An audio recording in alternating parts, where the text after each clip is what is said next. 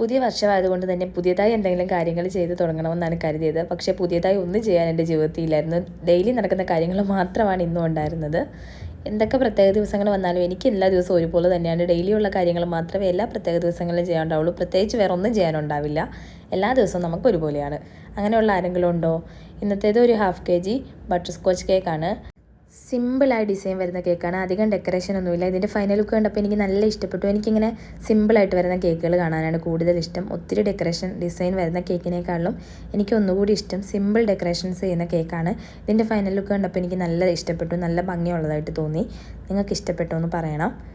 പിന്നെ 2 ദിവസമായിട്ട് വീഡിയോ ഇടാതിരുന്നത് എൻ്റെ സൗണ്ടിന് ചെറിയൊരു പ്രശ്നം ഉണ്ടായിരുന്നു. തൊണ്ട അടിച്ച് പോയിരിക്കുമായിരുന്നെന്ന് ഞാൻ ഒരു വീഡിയോയിൽ പറഞ്ഞല്ലോ. എൻ്റെ കിച്ച് ഇതുവരെ ശരിയായിട്ടില്ല. ഇന്നൊരിത്തിരി കുറവുള്ളോണം തോന്നിയപ്പോഴാണ് ഞാൻ ഓൺ വോയിസ് ചെയ്തത്. അല്ലെങ്കിൽ തീരെ ചെയ്യാൻ പറ്റുന്നില്ലായിരുന്നു. ഫുള്ളി സൗണ്ട് അടിച്ച് പോയിരിക്കുവാണ്. തീരെ റെഡിയാകുന്നില്ല.